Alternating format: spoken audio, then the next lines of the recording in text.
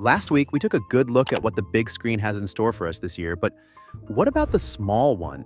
TV also has plenty to offer, from long-awaited new seasons to fresh takes on familiar characters and franchises.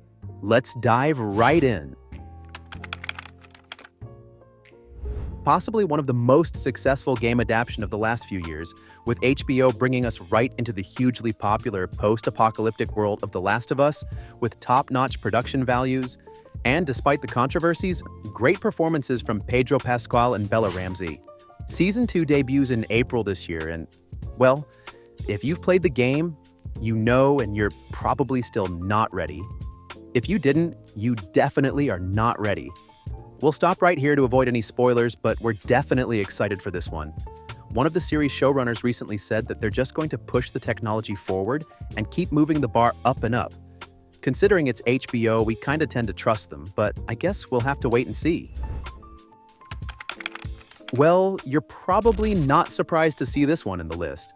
Netflix better have a good recap segment because it's been a while. We're gonna binge it regardless, but we're also kind of relieved it's the last season because, man, we can't take these years-long break between seasons anymore.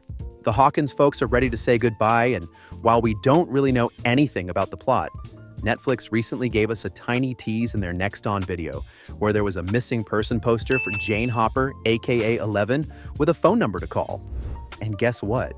If you try and actually call that number, the Hawkins PD will answer and tell you they're looking for her. We know it's not much, but considering up until now we only had a title tease, we'll take it while we wait for an actual trailer. And a release date, maybe. The hype is off the roof for this one. Now, feel free to comment to disagree, but Season 2 was a bit underwhelming, especially towards the end. It felt to us like it was missing 2 episodes. Writer's mistake? Probably not. Just a way of building the hype towards the 3rd and final season. Again, we'll avoid spoilers in case someone here hasn't seen Season 2, but let's just say it ended with a somewhat expected twist, and we can't wait to see how it evolves. Thankfully, unlike Stranger Things, we do have a release date for this one, and it's not too far. Alright now, let's talk about something new. Sort of. Marvel is finally bringing back Charlie Cox's Matt Murdock, aka Daredevil, a really good lawyer and vigilante in an original series coming this March. The show will feature one of the most iconic duos from the comics, with Vincent D'Onofrio reprising his role as Wilson Fisk, aka Kingpin, a powerful businessman and crime lord running for mayor of New York City. Talk about double lives. We're expecting the show to be more focused on morals and emotional struggles, rather than the usual Marvel's flashy, big-budget spectacles. And the trailer seems to deliver on that. Let us know what you think in the comments. Game of Thrones fan, we have another one. HBO's A Night of Seven Kingdoms is the 3rd show set in the landscapes of Westeros, this time bringing us back to about a century before the events of House of the Dragon.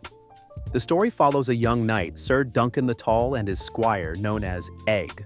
Unlike the political dramas we're mostly used to, this show is expected to zoom in on the personal growth and challenges of knighthood. George Martin himself promised that the show is going to have a much different tone than Game of Thrones, but on the other hand, we kind of know that Martin is usually not that good with promises.